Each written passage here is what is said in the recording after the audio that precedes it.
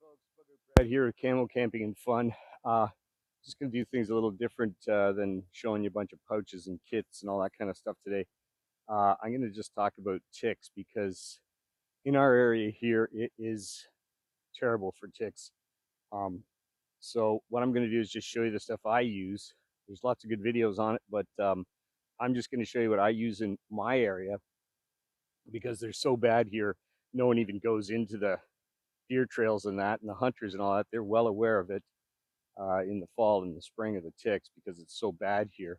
But I do venture out, and I'll eventually take you out into one of the nasty deer trails or game trails, if whatever you want to call it. But for this video, I just want to show you some of the things I do to protect myself from ticks. And of course, one of them is my little shirt here that I have on. It's poly cotton, so not too much cotton to hold on to the moisture. And it's very thin. It's one of those things. I first got one from Amazon. It was kind of expensive, and then I got and it was worked out great. I wore it at the beach in my video at Carter's Bay, but then I got a second one, I think from AliExpress, and I think I got another one coming just in case I wreck this one.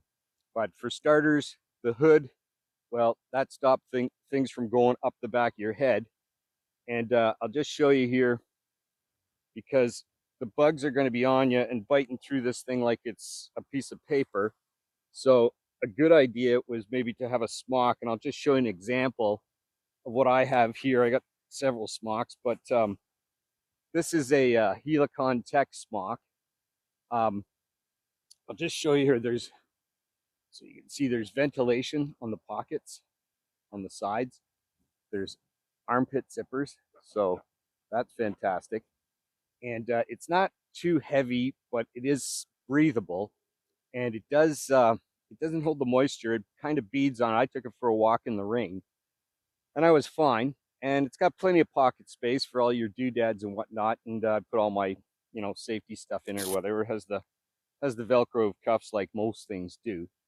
So and a really good adjustable hood, and it zippers up large in the neck. So my fat little neck fits in this thing with extra clothes on. I'm just gonna get it off because it's boiling out here.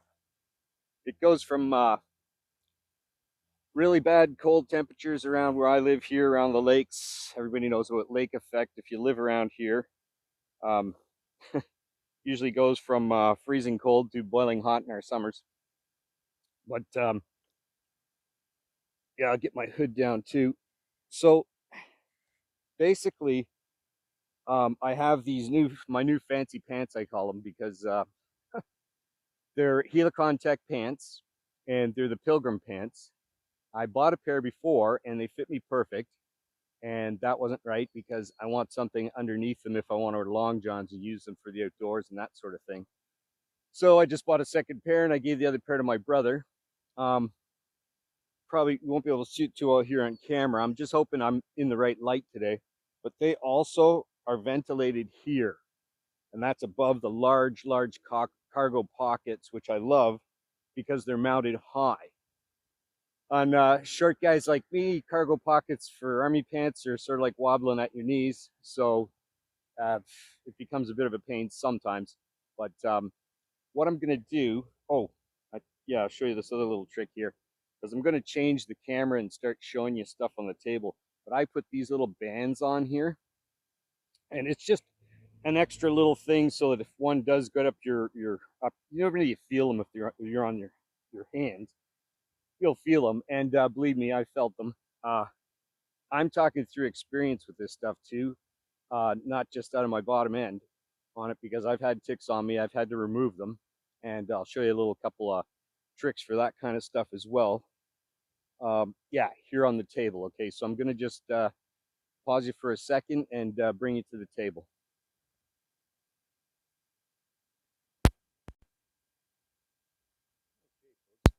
What I've got here is a pair of Gorka suit pants, and that's the drape that comes out that stops your bugs from going up the boot. The only thing I've done to it is I modified it. It had a seam on it. Sorry about the yeah. So I sewed that up because it was split, and it had a tie so that you could yeah, the front here, it had these ties that you could tie up the drape with. Well, I put them inside the bottom of the pants and I cuff them because I'm short anyway, so I cuff them. So the drape's nice and long, and it also, I put this little stirrup on the bottom, so that guarantees it doesn't pull out of your boots. And that's a really nice pair of ATAX FG Gorka suit that I got finally. I'll show you that in another video. Also, we got here the, I know I'm shading this a little bit so I can see the camera myself. I'm right in the sunlight here. So here, we've got the drapes on the Canadian Army pants. They're long enough to tuck into your boot. They have a little buttonhole because they fold up. And these are kind of a scarce pair. They're what they would call, I don't think they're jungle or something because they don't have double knees and double seats in them. But just they're lighter duty, I guess, for hot weather. I just threw these in the video. This is what I put on in my boots where I have a problem with my ankle to protect my ankle from the stiff boots like the Georgia boots that I'm wearing. So if you have any problems like that, you can make yourself a set of those and go from there. Makes things a lot easier on your ankles. So over here, I have shading it again. I have a pair of let's see if I can see. Yeah, tick tweezers. Now these are the type that with the little prongs on the end there. They're that straight. They're really good tick tweezers. I can't see a thing, so I'm just trying to get things in the camera. Also, there's a little mirror there, telescopic mechanics mirror with a little light on it. You can get those pretty well anywhere, surplus stores, automotive places, and that. It has a little light you can switch on the back of it here. So you could do a little checking on places where the sun don't shine. Anything helps, right? Also, oh, that's upside down. There's a little vial bottle there, so if you do get a tick, you can put in that little bottle, and that way you can hang on to it in case there's any issues. You know, bad stuff happening, right? You got the tick, at least it was on you. Um, Also, there's just a shot, so I'd throw that in there. I put on body powder in the vitals so that ticks, bugs, that sort of thing, they don't like that, especially medicated type, which is tricky to put on the vitals, as well as I use foot powder as well. So let me just bring you back in a second here and chat with you and finish this video. Okay, just to mention something, I altered the bottoms of these Helicon Tech pants here. They look kind of funkily draped right now. I wouldn't wear them like that in if I was going down a tick infested area. I would tuck them inside my boots. Also, I might as well mention this because I wear tall boots in our type of swampy forest bush we have around here, but a lot of people just wear hiking shoes. It'd probably be a good idea to wear some gaiters. You can buy short gaiters, tall gaiters, whatever type of gaiters you want, and also heavily spray them with bug spray. Um, I have a pair of Canadian Forces pants that have been treated with peripherum, however you say that, perithrium. We can't get that up here in Canada, so I have friends of mine do it for me in the States, and I also have a full, very light, thin polycotton ATAX FG Russian camo cover, some type of cover suit that's also treated completely, as well as a boonie hat, which I've tested out, and the bugs don't even come near me with it on. Um, so normally you'd be wearing the pants at least that were treated. Like I'm not going to treat these pants. I'm just going to make sure that nothing can get up inside them. But normally you could wear treated pants and just a regular top like I have on. That way, if they do get under your smock or your jacket, they're not getting to your head. Also, it's really great. The little hood stands out a bit on a small brim boonie cap like I have on now, uh, which keeps the bugs away from biting through when it's flush against your body, say if you're just using a ball cap.